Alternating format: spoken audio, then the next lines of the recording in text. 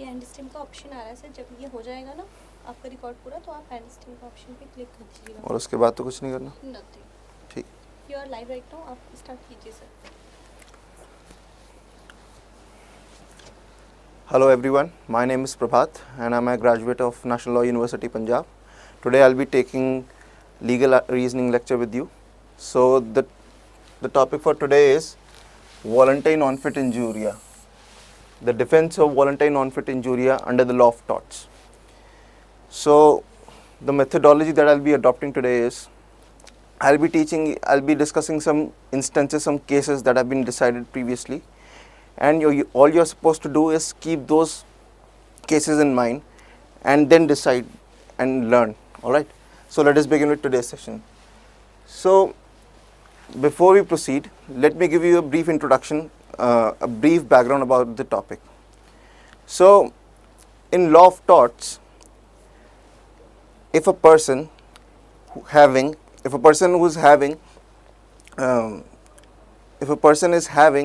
a duty of care towards his neighbor, and then if he commits any wrongful act towards that person resulting in legal injury towards that person, then the aggrieved person has the right to approach to the court of law and file a case against you and demand monetary damages, or we can say that monetary compensation from you and any other remedy that the court may deem fit. Alright, so there are certain cases where in this particular case, the person who is complaining is called plaintiff and the person against whom the complaint has been filed is called the defendant. However, there are certain cases where the defendant can absolve himself from any of the liability, although despite having committed a wrongful act. So one of those defenses is the defense of voluntary non-fit injuria. Alright, so before I begin, let me tell you what exactly does it mean. Alright, this is a Latin term. So what exactly does this term mean? It means that the person who agrees to suffer harm upon himself cannot claim any remedy in the law of torts, which means that any person who voluntarily takes or who voluntarily suffers a harm, that person does not have any remedy in the law of torts.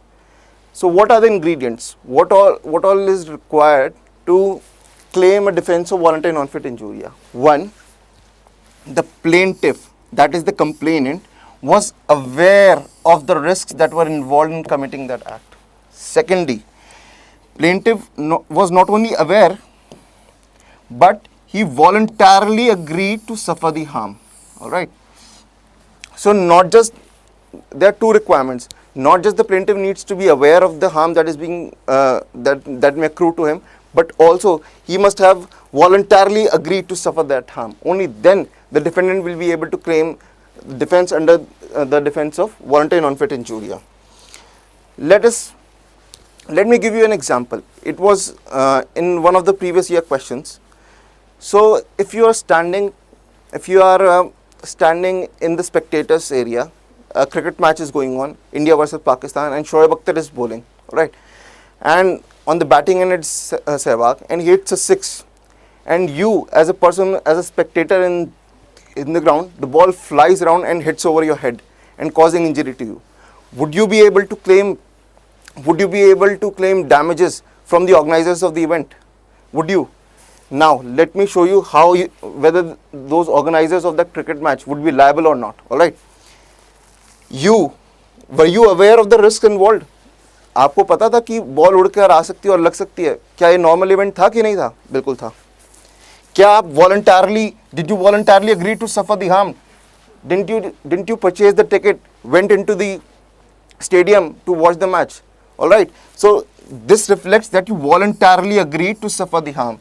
You were aware that such an act could take place, and you, despite that, you purchased the ticket, voluntarily went to see the match, and got yourself hurt. In this particular case, you will not the organizers, if they have not committed any statutorily misdoing, or if they were not found to be negligent enough, then they will be able to claim a defense under the voluntary non-fit injuria.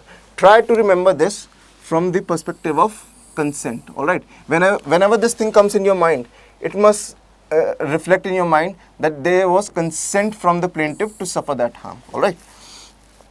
So, implied consent. All right. Now let us come to certain nuances of it. All right. Now there is implied consent can also be there. For example, I'll take another example which also appeared in your previous year questions. A person was a spectator in a in a F1 motor racing race. All right. So he was standing there, and the collision happens between two cars, and one of the car flies and directly drops into the spectator's area, thereby causing damage to you. If it was found that the organizers of the event fulfilled all the necessary duties and took all the necessary precautions, then you will not be able to claim damages. Why? Because you were aware of the risk that such and such collisions could happen, and despite that you purchased the ticket and you voluntarily agreed to suffer the harm. Therefore, implied consent, there can be two consents, all right, two types of consents. One, there can be explicit consent, and second, there can be a implicit consent. So in this particular case, there was an implied consent. It does not matter that you have to always explicitly say that yes, I agree to suffer the harm, but your actions, your behavior may speak a lot of more words. All right, that can reflect that there was an implied consent to suffer the risk involved, and also to suffer voluntarily you agree to suffer that harm. All right. Now, whether in all the cases can the defendant absolve himself from the liability? For example, let me give you an example. All right.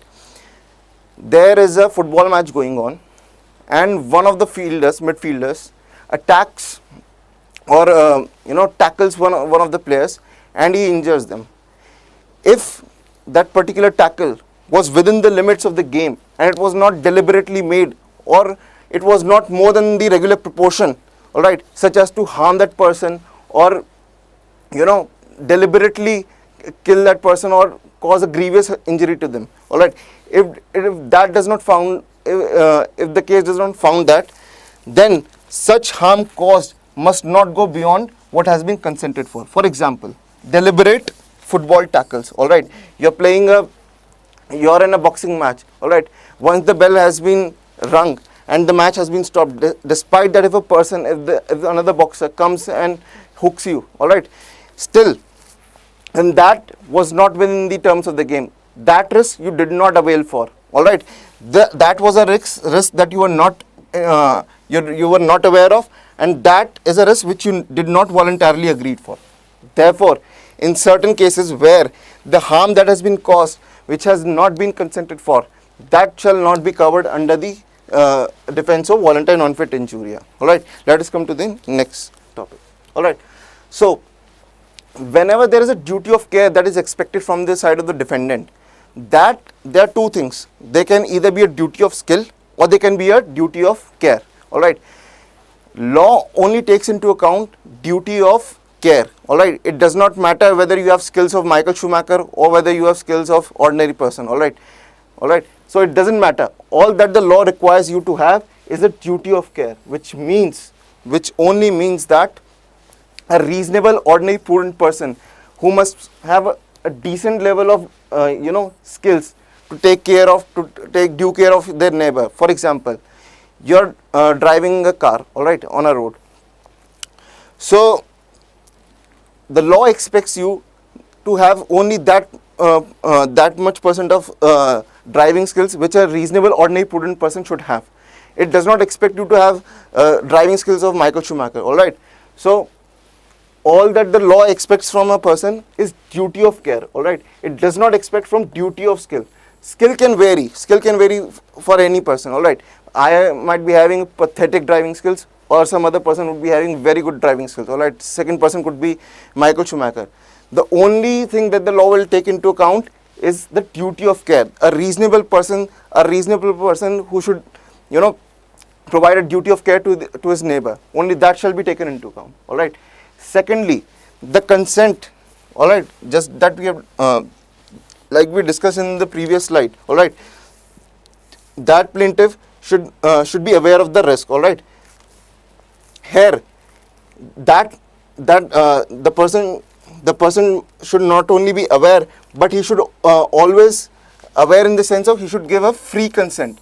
It should not be, the consent should not have been obtained by either fraud or compulsion or by mistaken belief. All right, the person who has given a consent should always know what he is consenting for. For example, I go for an operation. All right, I have only assigned the doctor to operate my leg. All right, if the doctor operates on my left hand and not what I've consented for, that is to operate on my leg, then that doctor shall be held liable, because I did not consented for the harm, or I did not consented for an act.